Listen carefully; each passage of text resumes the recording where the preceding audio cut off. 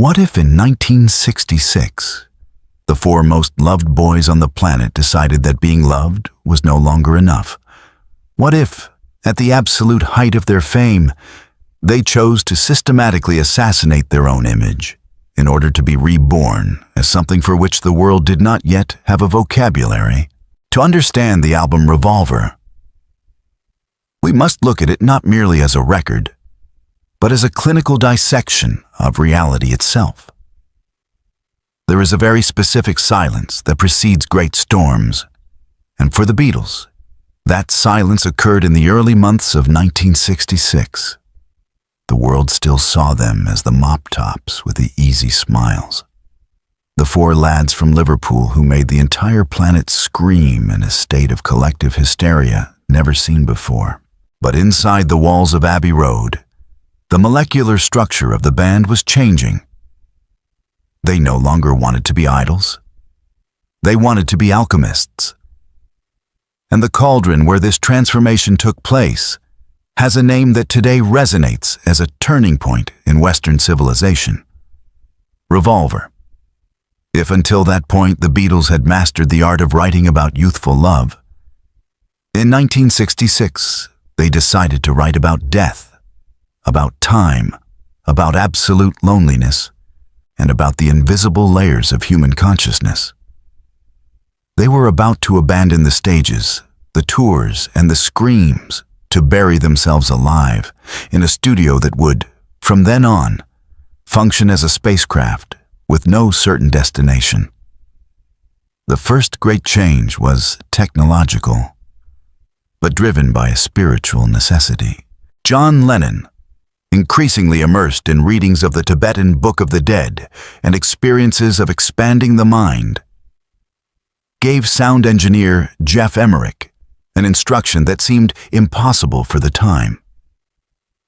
He said, "I want to sound like the Dalai Lama singing from the top of a mountain, surrounded by 1,000 monks." Lennon no longer wanted a clean recording.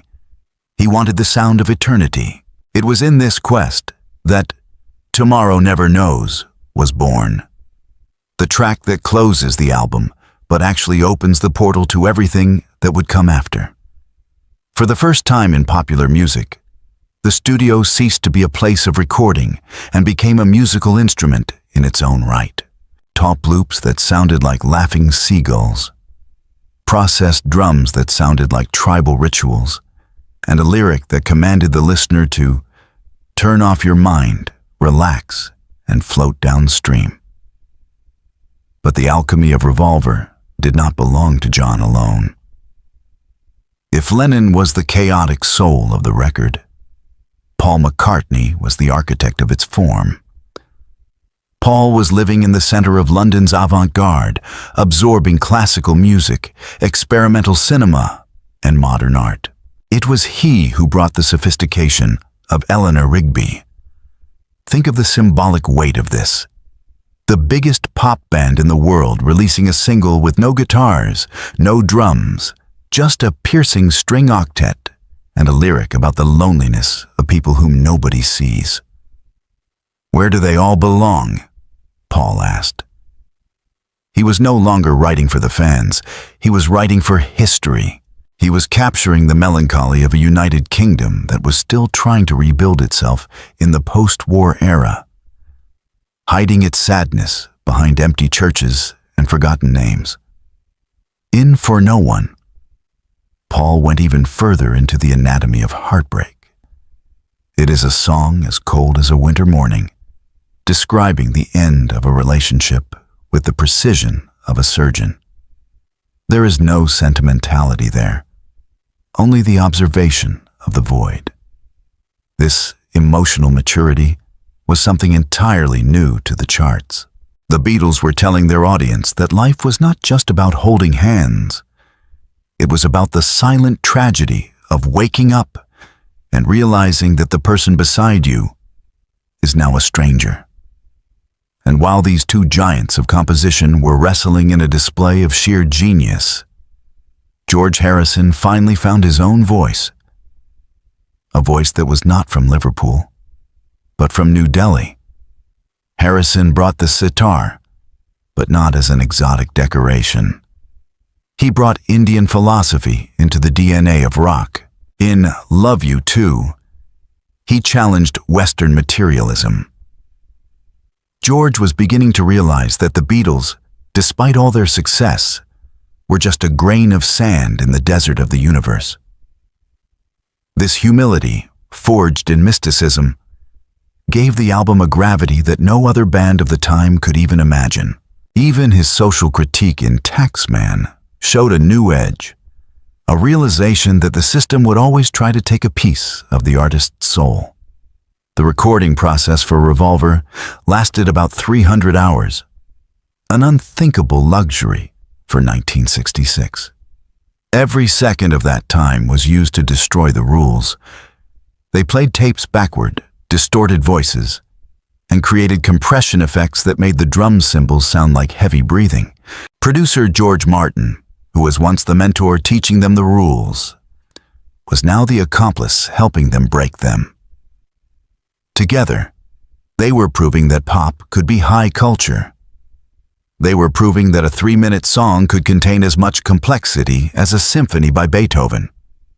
Think of a song like She Said, She Said. It was born from a drug-fueled conversation with actor Peter Fonda about the fear of death. Yet the music is a frantic, interlocking weave of guitars that feel like a nervous system on fire.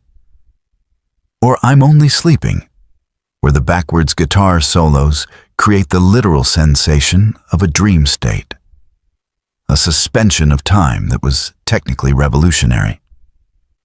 They were no longer just playing songs, they were capturing psychological states.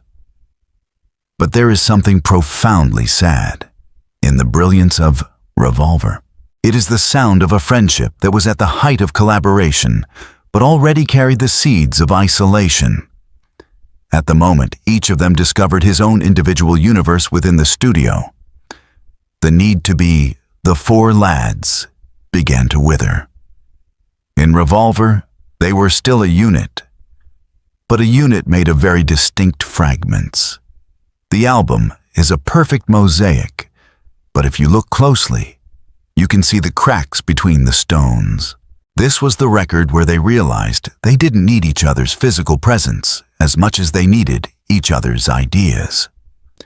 When the album was released in August of '66, the world was not entirely prepared. Many fans wanted the love songs. They wanted the dancing rhythm of Help. What they received was a plunge into deep and dark waters. Revolver was not just a sales success, it was a paradigm shift.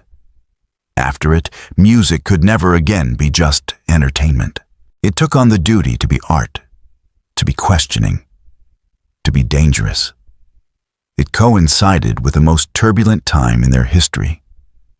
The controversy of being more popular than Jesus, the terrifying tour of the Philippines, and the eventual decision to stop touring forever. Revolver was the manifesto of their independence. The theory we explore here is that Revolver was the band's final sacrifice. For them to become the gods of the counterculture, the musicians whom the world would revere forever, they had to kill the Beatles of the past. They had to leave behind the safety of what was acceptable to the public and embrace the unknown. The album cover, a black and white drawing by their friend Klaus Voormann, reflects this perfectly. A tangle of hair, photo clippings, and faces that merge. It is the image of disintegration and creation happening at the same time. Today, when we listen to I'm Only Sleeping or Yellow Submarine or Gotta Get You Into My Life, we realize that Revolver has not aged. It sounds as if it were recorded tomorrow. This is because the truth it seeks is universal. It speaks of the fear of growing up, the pain of being alone, the curiosity about what lies beyond the curtain of life, and above all, the courage to change. The Beatles could have spent the rest of the decade repeating the formula of easy success, but they chose the path of transformation. They chose to be the gust of wind that liberated the inflatable pig. To use the metaphor that taught us so much about Pink Floyd, the legacy of Revolver is a reminder that art is only truly immortal when it refuses to stand still. When the artist has the audacity to look in the mirror, see the image that everyone loves, and decide to break it to see what lies beneath. The Beatles performed their own autopsy while still alive during those 1966 sessions. And what they found inside was not just flesh and bone, but a kind of electricity that still illuminates every note of anyone trying to make music today. If you feel that modern music has lost this courage, if you miss the time when a record was a one-way trip to the center of yourself, then your place is here, studying these theories that explain why 4 boys from a port city in England changed the course of our history. The journey through the Beatles universe is vast, and every album is a different station on this train that never stops. I leave you then with a question.